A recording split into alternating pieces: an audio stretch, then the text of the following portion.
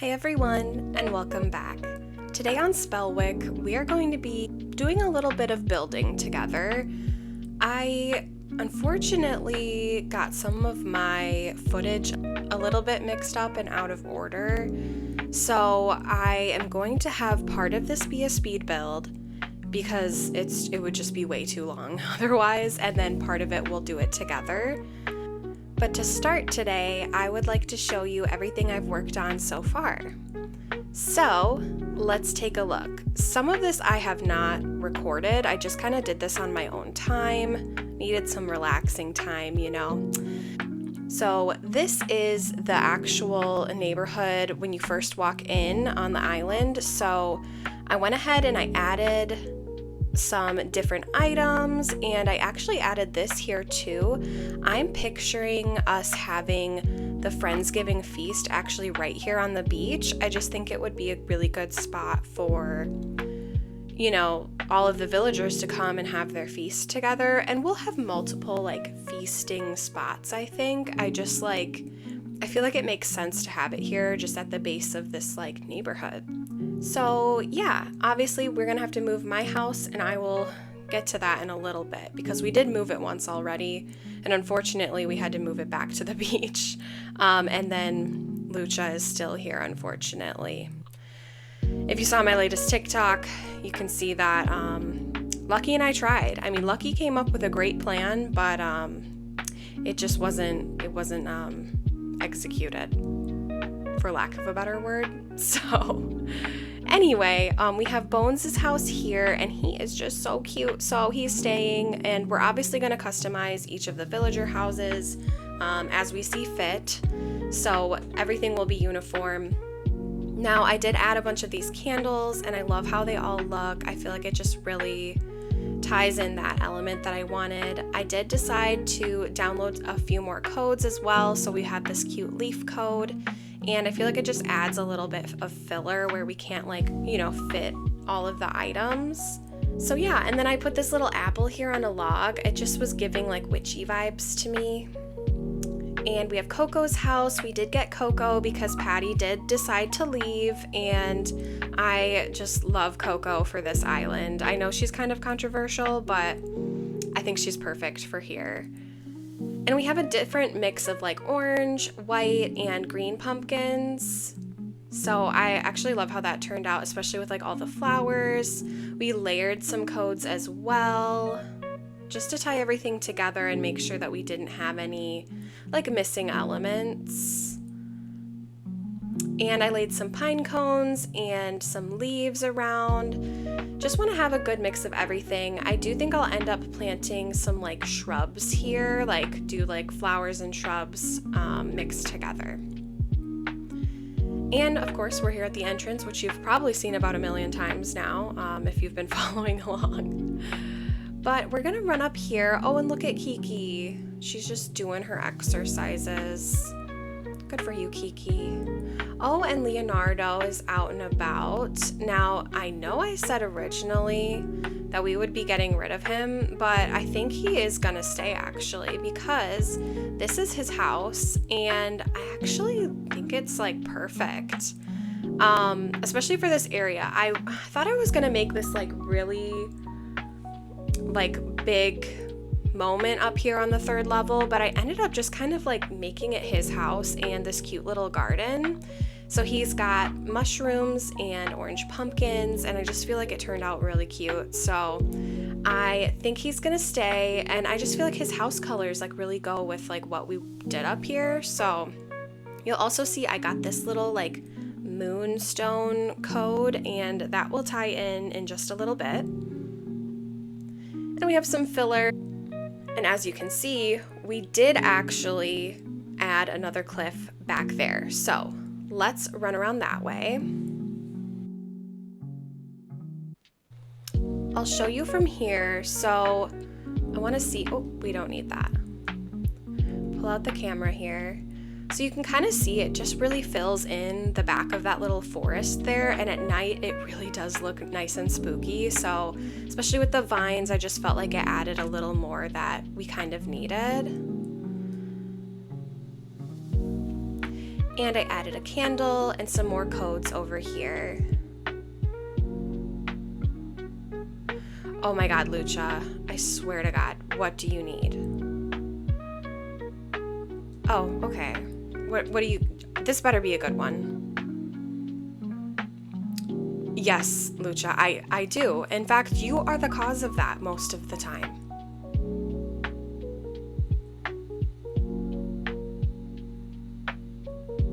Lucha, I don't know who's giving you chocolate on Valentine's Day, but okay. All right. Yeah, definitely going to be using that reaction on you until you leave. It's very accurate. I guess thank you for that. All right, moving on. So over here on this side of resident services, you will find a beware sign, and we've got a mush forest started back here. That is one of the requirements for the Friendsgiving challenge. So I'm excited to kind of build upon that. And then we have like a wishing well, but I'm not going to show you over there quite yet. I'd like you to see the view from above.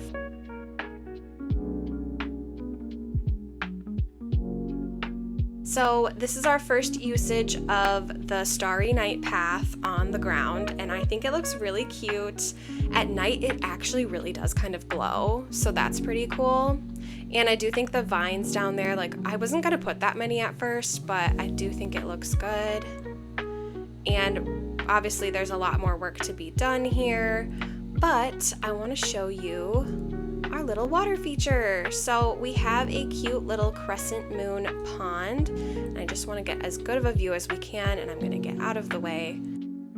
And yeah, I'm just like super excited about it, honestly. I found the inspiration in actually like a Facebook group that I'm part of, and someone had actually done the opposite where they did the crescent moon with the land and then water surrounding it. I just like didn't want that much water, so I decided to just kind of do it this way, and I will probably post a TikTok of like how I did that at a later date. But yeah, I'm excited to fill it in with like, I'm picturing all of the nova stars, the star fragments, crescent moon chairs, candles, like very glowy because of the time of night that we're gonna be saving this. So yeah. Let's continue. Now we have Blather's tent over here, and I think we're going to keep it as a tent. I'm picturing an apothecary over here, and I'm giving a little bit away here, but we will be building that up. You're going to see some clips of me building this next part in probably just a few seconds here, but yeah, I'm excited to build like a little apothecary there. And then for now, I'm not really sure if this is even going to stay, but I was picturing this leading down to the peninsula. So without any further ado, let's get into that speed build.